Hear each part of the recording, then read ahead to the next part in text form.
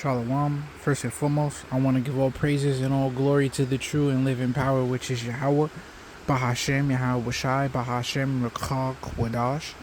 Yahweh is the true name of the Heavenly Father, Yahweh Shai. Yahweh Shai is the true name of His only begotten Son, and there is no God beside them. And I want to give double honors to the apostles and elders of Great Millstone, who definitely rule well, and honors and citations to the hopeful light. The widest Yahabash Mashai for blessing me, allow me to do another lesson. In this lesson, what I want to get into and what I want to speak upon is just how, the scriptures say, I believe that's in First Peter's, the Lord is going to come, or the day of the Lord is going to come like a thief in the night. So that means that everybody, but, the scriptures say, that's in First Thessalonians as well. The scriptures say,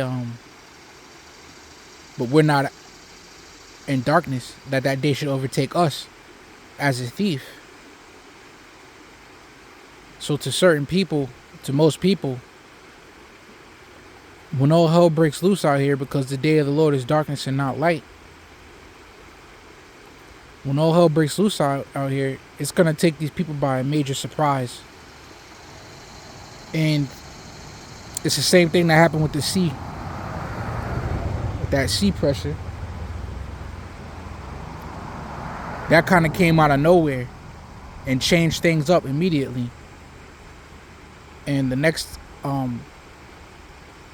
like Bill Gates said, the next scam to the demic, which is by design,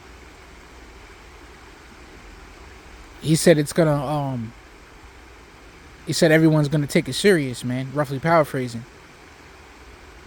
And we know that to be true because it's right in alignment with the Holy Scriptures, okay? And how the Scriptures in Jeremiah the 30th chapter speak about Jacob's trouble, which is going to be a time of trouble that the earth has never seen before, okay? Since humans were placed upon it, man. Ultimately, in human history has been through some horrific things. World War I, World War II, the earth being flooded. But all those things are nothing to be compared to the atrocities that are to come. And that's why Isaiah 33:6 says, knowledge and wisdom shall be the stability of our times and strength of salvation. So what's the knowledge? It's the knowledge of the Scriptures. The 100% truth of the Scriptures. That's what's going to keep us stable, because when you have that, you have understanding. And when you have understanding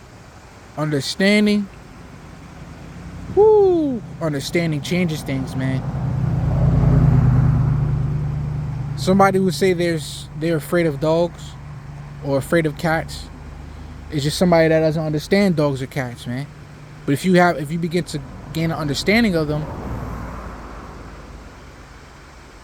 the more understanding you have, the more fear leaves.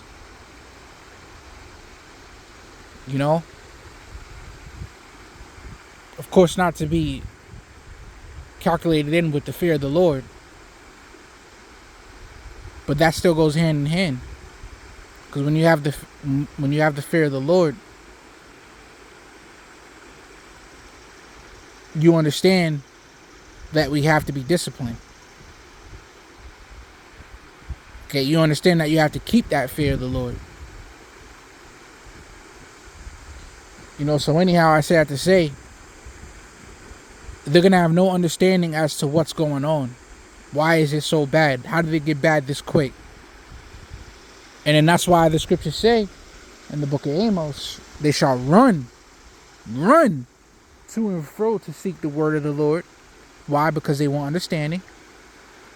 But they shall not find it. Because understanding is power. Understanding is a stabilizer.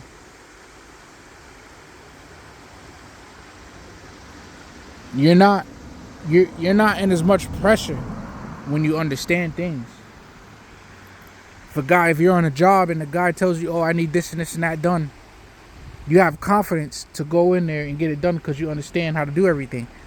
But if you're newer and the guy says, oh, I want this, that, this and that done, you might not have the same confidence. See, so understanding is power, man. So the fact that we understand why Jacob's trouble is coming, we understand what exactly is going on, we understand why all hell's breaking loose, why it's so bad out here. That's part of why it's not gonna overtake us as a thief.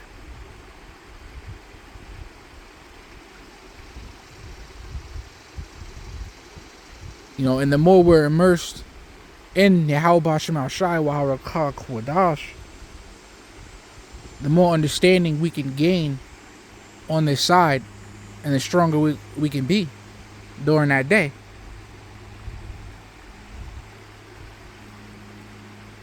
And, you know, just the inspiration from this lesson just comes from, you know, just driving here. Here's the summertime. And people could think shit is sweet just because the weather is nice. It's a nice day. It's never really a nice day here in Babylon the Great. It's never a nice day.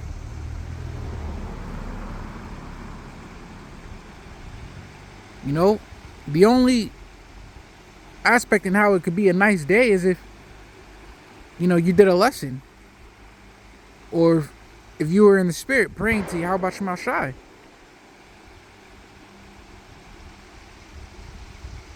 Motherfucker letting off shots. You know? That's truly the only time it's a nice day here in Babylon the Great. Is if you're in the spirit and you grew that day. Other than that, is it really a nice day when you know that it's leading up to the hour of temptation? You know, the scriptures speak upon the hour of temptation that's going to come upon the whole world to try them. Is it really ever a nice day when he's supposed to, when, you know, 2 Thessalonians, where these fucking Edomites, they want to be as the Most High? So here it is, they have order abkail, which is order out of chaos. They want to establish their new to the world order from a designed chaos. Because if it was a normality and they offered this, you know, fourth industrial revolution, which is going to grant them power over people, if they were to just say, here, take this, everybody would say, fuck no, hell no. Hell no, I'm not taking no fucking RF to the ID chip. Hell no. But if you make a horrific atmosphere or horrific environment to where it's kill or be killed, there's a scarcity of food and water, it's looking like zombie apocalypse out here, and you say if you want shelter and safety, get down to your nearest freaking Walmart, your nearest stadium, you know. But of course, and if you want to continue to be, or however they play it out, or you're not a citizen of the United States if you don't take that because of all these atrocities that are going on,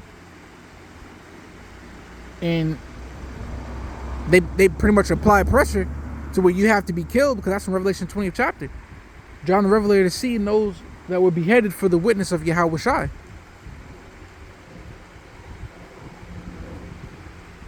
So people are going to cave in order to remain part of society from grievous pressure. Now, if you put it like that, and you make it quick out of nowhere so that people don't even have time to think, now you went from fucking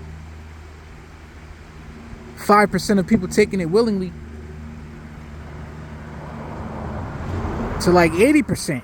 About 20% resist. You know, just throwing numbers out there. Because of that pressure that you apply. But what they don't know is, see, this was so beautiful. What they don't know is, or they do know it, but in denial of it, is that Yahweh Shai, when we're inwardly called Jesus Christ, is getting ready to return in the midst of it, man.